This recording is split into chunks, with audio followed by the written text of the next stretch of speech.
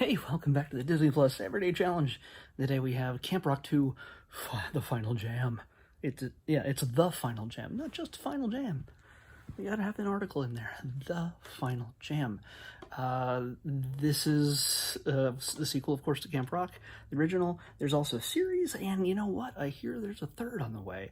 It's very secretive, though, according to IMDb. But Demi Lovato's involved, I'm sure. At least that's what's suspected, and I can't imagine it would be a Camp Rock movie without her. Or the Jonas Brothers. Yeah, it's a Demi Lovato and Jonas Brothers starring film series, which I learned the moment I started watching it. I did not know beforehand. I just knew there was camp and there was rock, and or at least a slight amount of rock. It's mostly pop stuff. It's an hour and 40 minutes long. It's from 2010. It's 10 years old. And yeah, this is pretty much your standard Disney Channel original movie premise. Kids head back to camp. There's romance in the air. There's also rock. And the girls scream a lot when boys are near. That's a thing. Yeah. By the way, the Jonas Brothers are not playing the Jonas Brothers in this. They're playing another band, I think, called Connect 3. But they play the same dumb version of themselves that they play in the Jonas Brothers series and, I guess, the movie. I can't remember. I know we watched the series previously on the Disney Plus Everyday Challenge, but I can't remember how much. I know I watched a few episodes, and I can't remember if there's I think there's a movie also, but yeah, they go by different names, and yeah, but they're also already rock stars like the Jonas Brothers. Yeah, it's confusing. They couldn't just be themselves, I guess, but the real Jonas Brothers can't necessarily just go hang out at camp, and they go back to the camp and, hey, just treat us like normal people, and everybody pretty much goes, yeah, okay, we can do that. You're nothing special. In fact, when they find out there's a new camp across the lake, always a camp across the lake, run by the camp leaders, the camp owners, rival, who they used to be in the same band long ago. They're also very British, which you have to, I guess, if it's rock, I guess. I don't know. Anyway, the other camp is Camp Star, and they're all about star making, and they're all about the big showmanship and about the business of rock and roll, not about the enjoyment and the pleasure of creating music, that eternal struggle that we all have, at least those of us who are musicians, of which I'm not. So it's a royal we, not me specifically included. But yeah, so they get invited over to the new camp to check it out, and they put on a massive introduction kind of show, and it's, they slaved away for weeks to get this. Of course, one of the Jonas Brothers guys falls immediately in love with a very pretty girl who happens to be the daughter of the owner of this new Camp Star. And so we get one Jonas Brother who has been having a long distance relationship online, I guess, with Demi Lovato's character, Mitchie, and they have a bond, but they never seem to have time for each other. And this is the time they were going to spend together to really get to know each other. And yeah, it's just not working out, especially when it turns out that Camp Star makes an offer to everybody at Camp Rock to switch on over to their much more professional accommodations and double pay for the counselors and air-conditioned cabins. It's a resort more than a camp, as one of the characters says. So yeah, he basically just goes there to steal everybody from Camp Rock. And the guy who runs it, what's his name? Just Brown. No, is it Brown? I don't know. But yeah, he's just sort of like, we're ruined. We're literally ruined. Everybody's gone. Nearly all the leaders have disappeared, and a bunch of the kids transferred over. Not all of them, but a bunch. And so they're devastated. Well, of course, the kids have to step up, at least the stars that we know, Demi Lovato's character and her friends, and the Jonas Brothers as well, take on the roles of camp counselors. At this point, we've now suddenly discovered that it's not just teenagers who are horny for each other that are attending this camp. It turns out there's little kids there, too. So they're teaching like 8 and 9-year-olds how to rock, or build guitars, or, I don't know, run cable to check amps. I don't know. I have no idea how many different classes, but apparently everybody at first gets thrown in the wrong class, and everything's a mess. But they soon get their act together and start teaching the kids, getting a little bit of respect, except for the one Jonas brother who's not actively involved in a relationship. He's mainly comedy. Which one is he? He's Kevin Jonas. He usually plays I guess he plays the dumb one all the time. Kevin Jonas is Jason, and he gets basically beaten up by 8-year-olds until he teaches them how to make guitars and how to love guitars or something, and then he does crafts, and I don't know. It's stuff that happens. It's not really important, but it makes for funny little bits.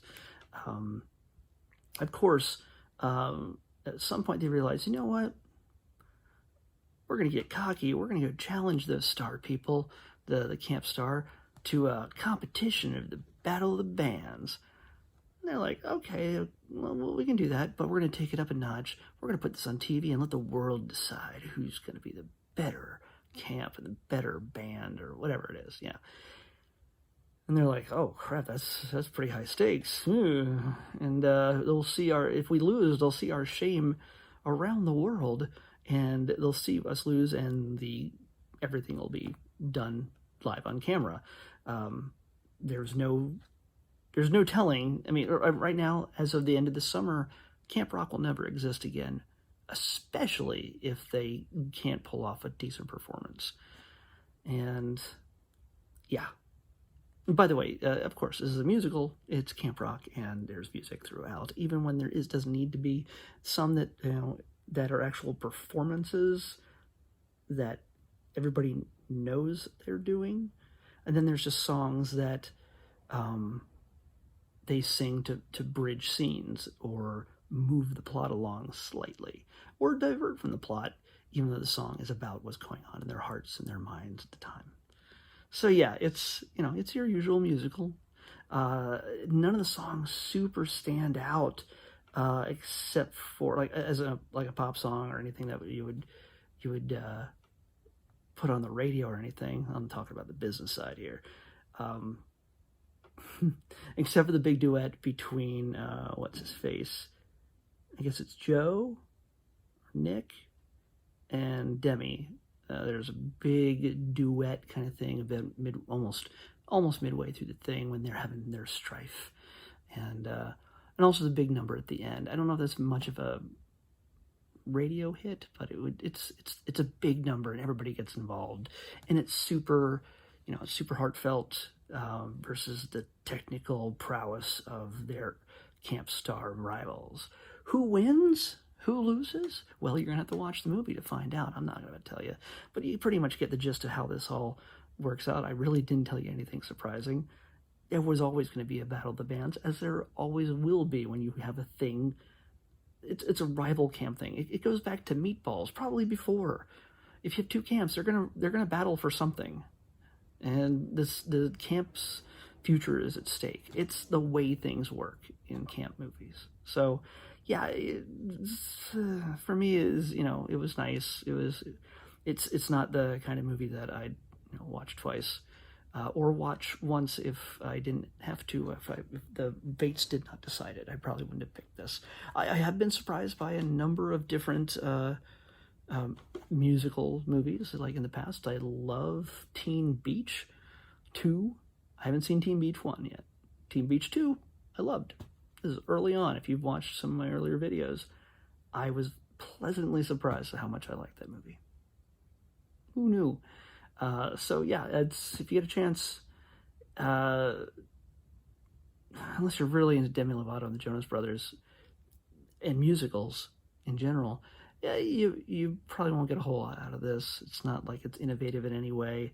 It's a lot of beautiful teenagers or adults pretending to be teenagers, performing ultra choreographed pop hits, and there's lots of funny, silly shenanigans throughout.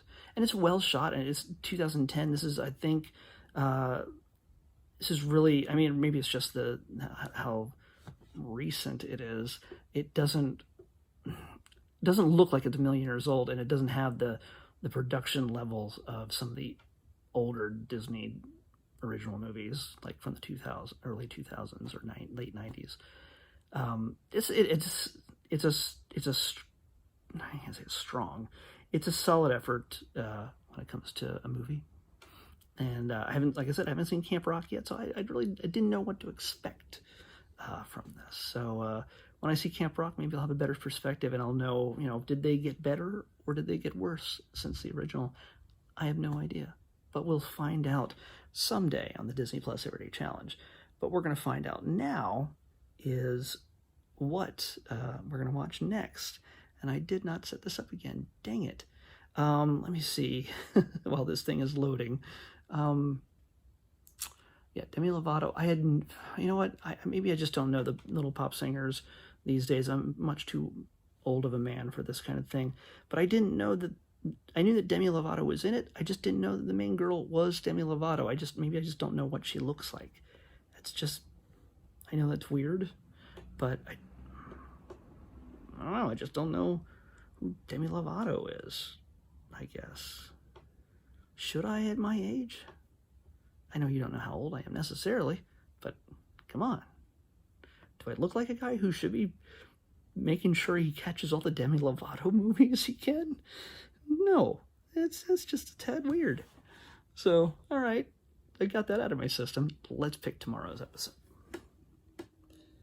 1 out of 768, we got 539. 539 is in the thes, I think.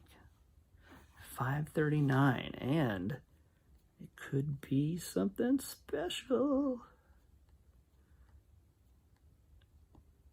And it's something we already watched.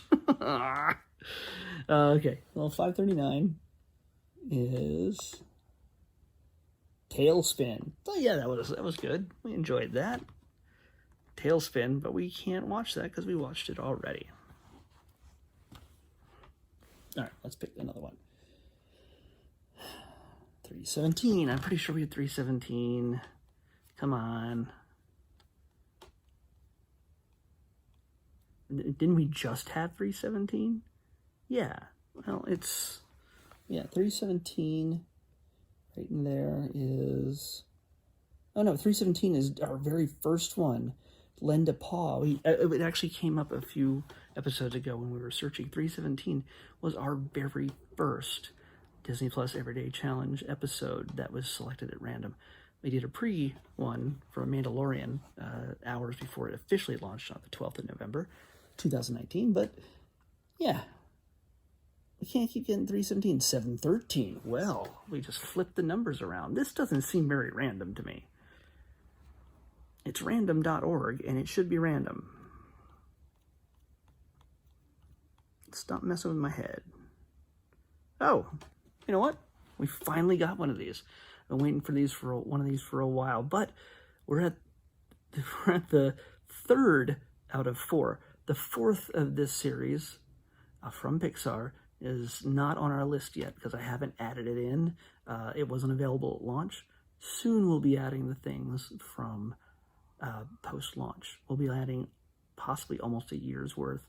I'm debating on which month to add it in, which date to add it in. But for now, the movie we're going to watch is one that I have not seen probably since it was released. And it is 10 years old. I'm pretty sure it's 10 years old. This month. It's Toy Story 3. Toy Story 3. How is it that old already? All right. Well, fine. Well, you know what? I've seen it before, but I am more than happy to watch it again because I love Toy Story movies. So I'm pretty sure you already know what my attitude is. But let's see how it holds up on the Disney Plus Everyday Challenge tomorrow. See you then.